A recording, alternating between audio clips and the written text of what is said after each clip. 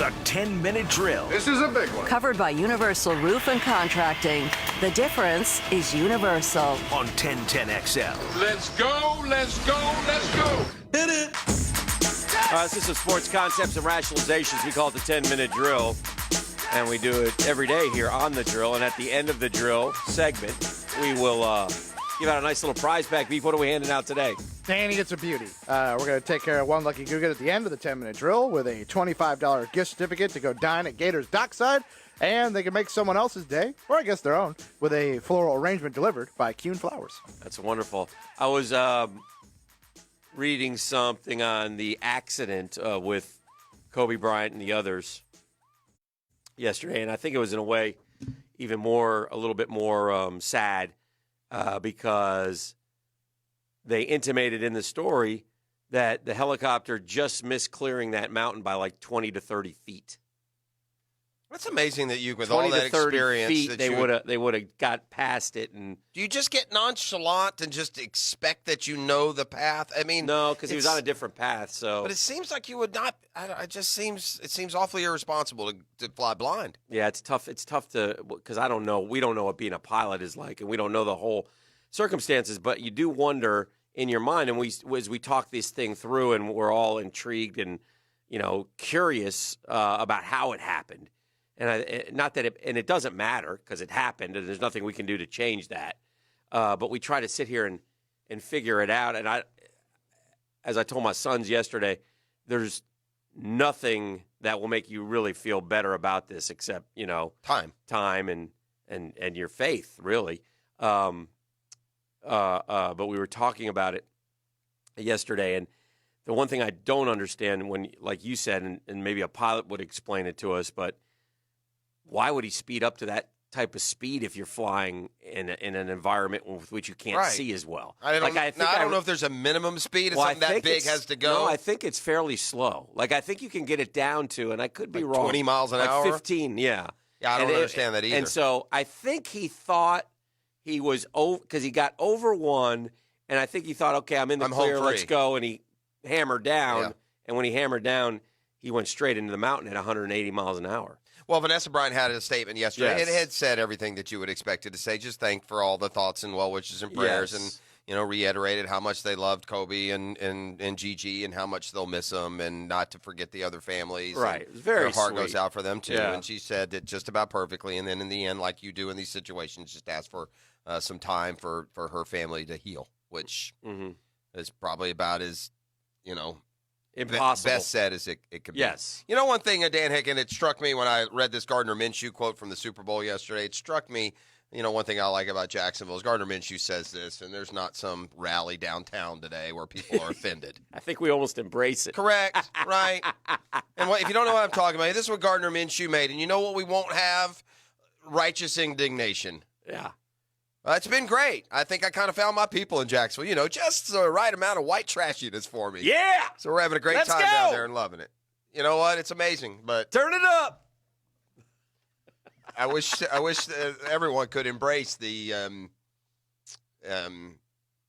desensitivity of over offense. That would be nice. But it just seems like so many people wake up every day in search of what's going to offend them that day. What's going to offend me today? You know what? Prosser. That's who. Richard Sherman tweeted out 22 minutes ago, I wonder how many other people have to get blood taken before the Super Bowl. Probably a very exclusive fraternity. I doubt. I mean, that's random, Richard. I know the world revolves around you. Yeah. I liked Richard Sherman a lot better when he wasn't front and center and bold and brash and talking all the time. That got a little bit old, this no one believes in us nonsense that he was playing as the 49ers went down the home stretch. Yeah, we all believed you. What are you talking about?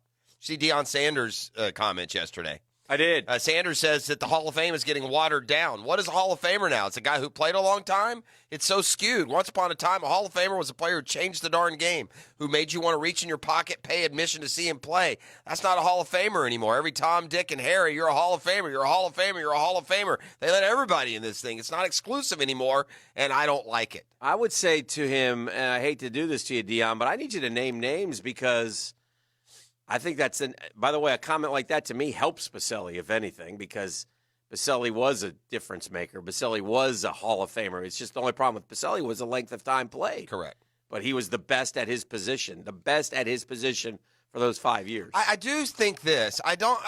But I would like Dion I to think tell he's got me. a point in there, though, Hick. Okay, well, who? Jimbo Covert. There you go. There's one. Well, okay, That's the so most is he recent. referring to the Centennial class? No, I think he's referring in general. I need more names. I need. Well, then I have to look and see who's gone in lately who he would be disagreeing with. But there's 326 people in the Hall of Fame. Yeah, but they're now putting 6 in a year every year. Yeah. I mean, does that mean that we're going to make sure there's 6? We're going to, jam force 6 new Hall of Famers a year every year? That's 60 people in a decade. That's a lot. 5 decades, that's another 300, and, Yeah. Yeah. I'd have to, but you're right. Of course, it would be very poor taste if he called out which one should it be. Well, if you're going to say something like that, it's fair to ask him, well, who are you talking about? Well, I think the problem is this, and I think his point is this. We no longer go Hall of Fame. We have to dive almost too much into the stats. And the stats sometimes make a Hall of Famer out of a guy you didn't consider one. Yeah. And a guy you do consider one, it minimizes their chance. Listen, we could. Is Chris Dolman a Hall of Famer to you? Remembering his career? Yeah, but I mean, how do you? I Yes. think that's his point. How do you? Oh, because he wants the elite of the elite. Yeah, and I get that. I don't. Okay. I mean, that's not. All right. We're talking about. We believe in some very, very viable candidates out now. This Your guy, I'll give you another one. Not a Hall of Famer, and the nicest man in the world, but the oh gosh, that Floyd Little, was that who it was? The Denver guy. That guy's not a Hall of Famer. He's not a Hall of Fame running back. He wasn't as good as Fred Taylor. Period. So you just get these. Well, Fred Taylor should get in the Hall. Well, he's not. He's not gonna. No time soon. I don't know. He just made the semifinals list. Let's see what as it goes forward. I don't know. Like I said. The Centennial class, because the Centennial class came out, it's easy to do that, and I get that. But other than that, I have no problem. I did not get any kind of notion that he was talking about the Centennial class. I felt like he was talking about. I could pare down the Hall of Fame though real quick, and now it might not be fair. In my Hall of Fame, there aren't any punters. Okay, we don't put punters in the Hall of Fame. They're all the same. Okay, how many punters are in the Hall of Fame? 2. Yeah, that's too many. Well. To me. Well, that's you, though. Yeah. That's he's Dion. Yeah. It's an opinion. So you and Dion can get together, have your own Hall of Fame. No, I'm not saying that. I'm not saying that. I'm just saying kickers and punters are too close to their peers, even the best ones. Well, I disagree. I think the best punter of all time could be in the Hall of Fame. I think the best kicker, I think Adam Vinatieri will be in the Hall of Fame, and it should be.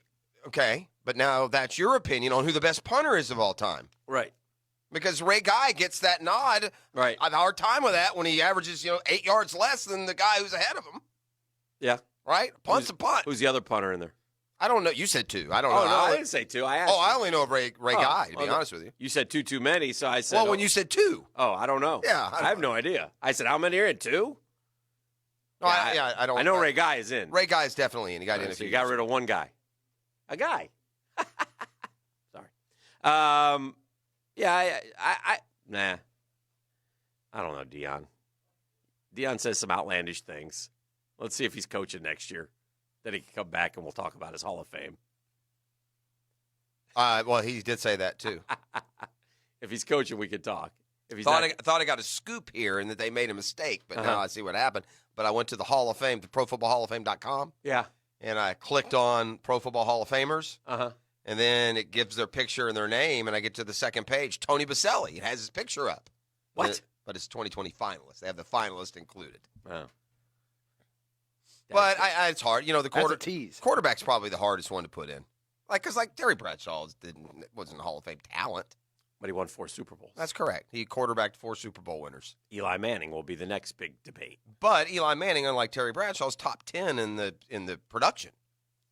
Bradshaw didn't have the production, Yeah. I mean, Eli's got, But like I told you before, he will not be a slam dunk. And I don't know if he'll even get in the first time. Well, we'll around. see. Those things tend to fluctuate, between then and now. There's always Right. a real, polarized reaction on both sides when he first retires. Seems to be split down the middle on Eli, so It does. I know. In fact, Dion did use him as an example. Right.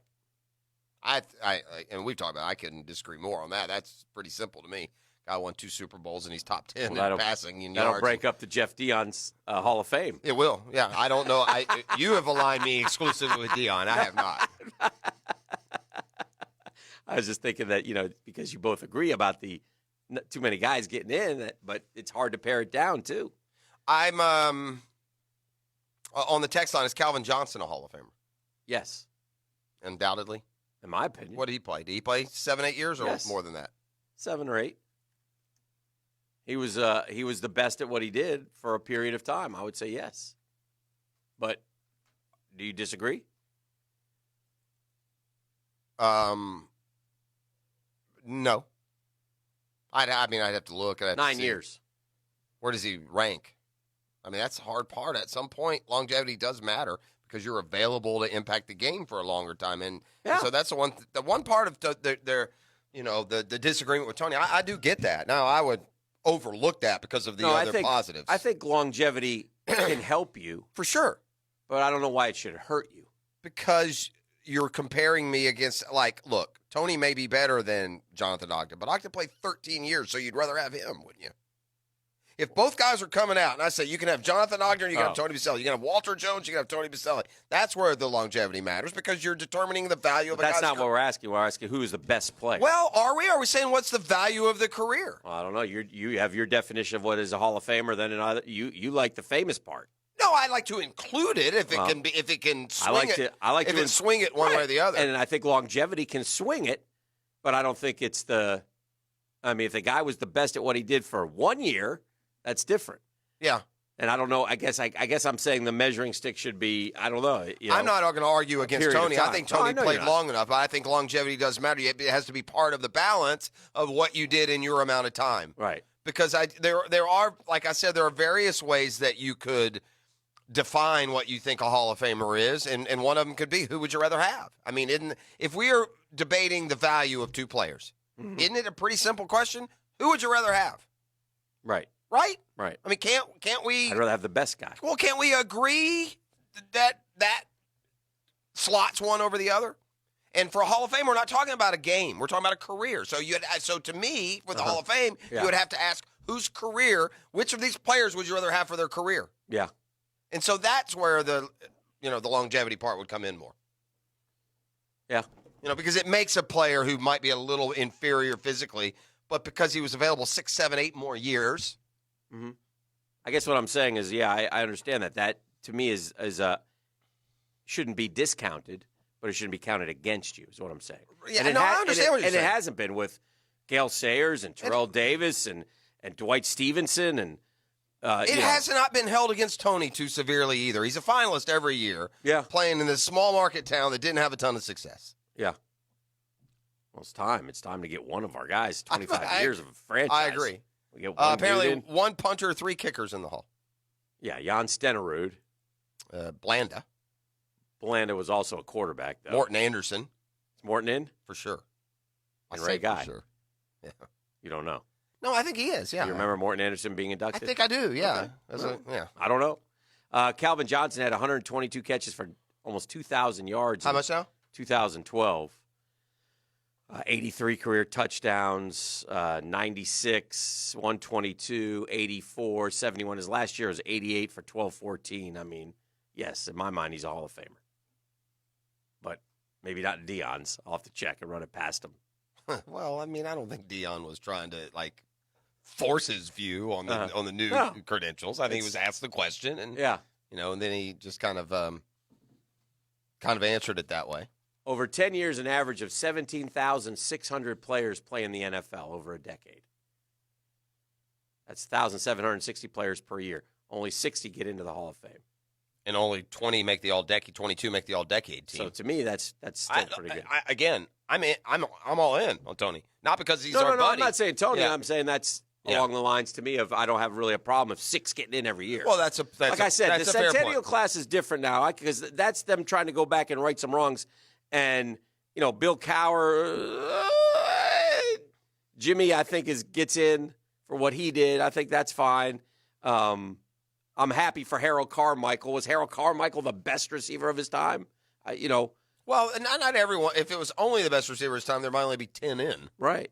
So that's what I mean. So, and still Drew Pearson got ticked off because he didn't get in. Yeah. Crumpled up the paper. It's also harder for that receiver. That receiver probably watches what the game has become and knows that his numbers are just going to plummet. Yeah. So if you're receivers Drew are different, Pearson right? Or Harold Carmichael, you almost have to when that iron's You always hot, have that like a tackle's going to be a tackle. Baselli will be the same case in 10 years that he is now. You always have that Lynn Swan argument if you're a receiver. Yeah. Phone. Lynn Swan got in with 336 receptions, but so many memorable ones that it's hard to argue with him. All right, let's do this, Beef. Let's give out the prize pack and tell them what they're getting to caller number 2, 641-1010, and then we'll bring in Doc Murphy right after this. Call number 2 right now, Dan, 641-1010, going to take home a floral arrangement delivered by our friends at Kuhn Flowers and $25 to dine at Gators Dockside on us. 641-1010.